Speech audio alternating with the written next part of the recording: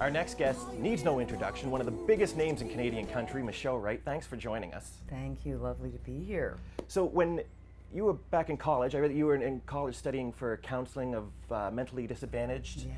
Did you ever think when you were back in the college days that you would end up this multi-platinum selling country artist? Well, I don't know. I mean, I know I wanted to sing and I know I wanted to perform, and I actually just thought I would sort of do it the way my parents did it, locally at the weddings and dances and the, you know, the Legions and the Moose Lodge and that kind of thing. I was actually playing music kind of like that while I was in college. And I went and I did an audition for a road band in April of my first year of college, and they were heading out on the road at the end of my college year for July. Actually, they were on the road all the time, but they needed a female singer. And I got the audition and I went on the road. Actually, my first week on the road was my birthday. July 1st is my birthday, actually. Okay. Canada Day. And so I turned 20 my first week on the road, and I called my mom up and said, I think I'm going to keep doing this. Yeah.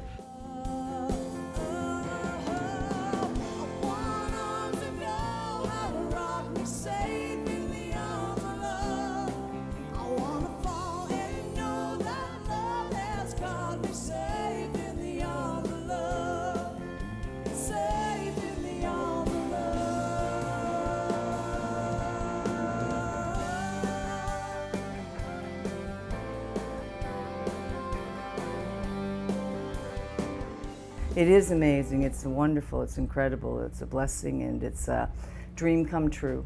But I think you have to dream the dream, right? And I think you have to see it, and I think you have to believe in it. I really believe actually in the power of visualization. When I'd be playing the clubs and there'd be like 2 people sitting there, I would imagine there was like 5,000 people sitting there, and I would just imagine it and believe in it, and I think you have to do that and work hard for it. You know, it's not going to fall into your lap.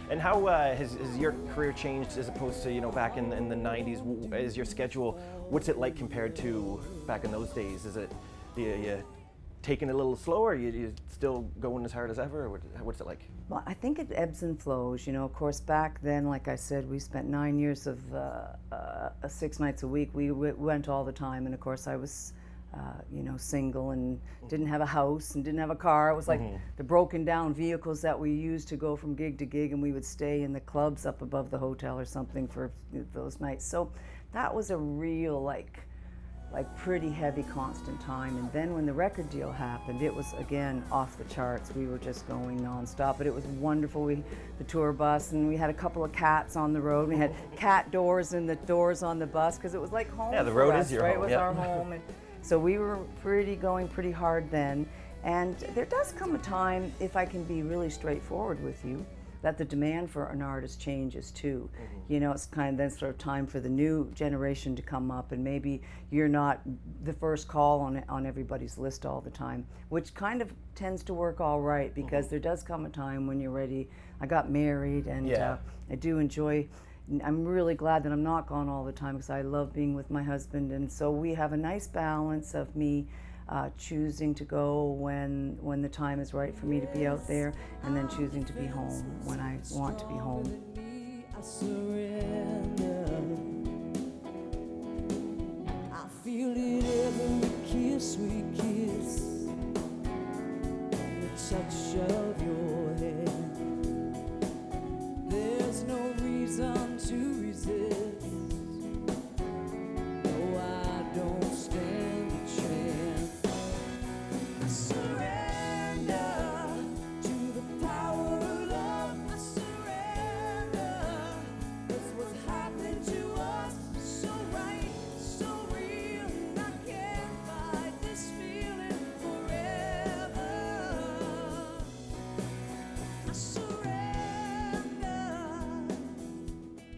I do write, and I do writers' nights in Nashville, and so I've always, I'm making music every day one way or another, but maybe not on the road as much as we used to be. And what is it about performing or writing, in your case, that's one of your bigger passions? What is it about that that has kept you wanting to do it for so many years? Well, I just love it. I love to sing. You know, I love how I feel when I'm singing. I love the concept of sitting in a room with people and you just pick up your guitar and you start playing and you're laughing and you're talking, or you're crying and you're talking, or you're sharing, and songs have always been kind of the lyric to a song has always been my motivation to either choose to record somebody else's song or to what I'm writing. So I love the story behind it, and I love it when I'm able to capture an emotion in a song that will be there forever for me or for whoever decides to record it. So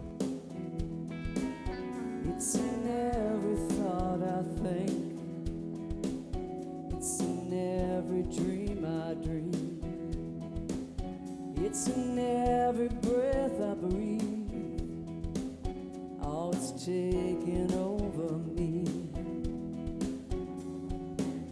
There's no fighting this, it's so obvious. I'm defenseless, it's stronger than me, I surrender.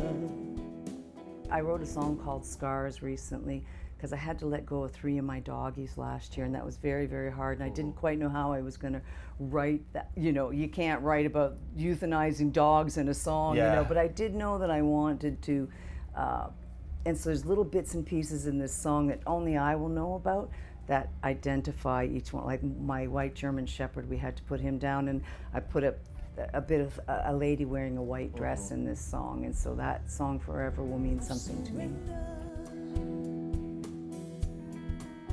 I surrender,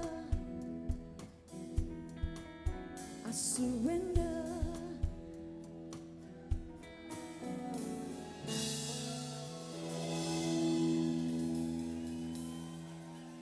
To the power of love. Thank you so much.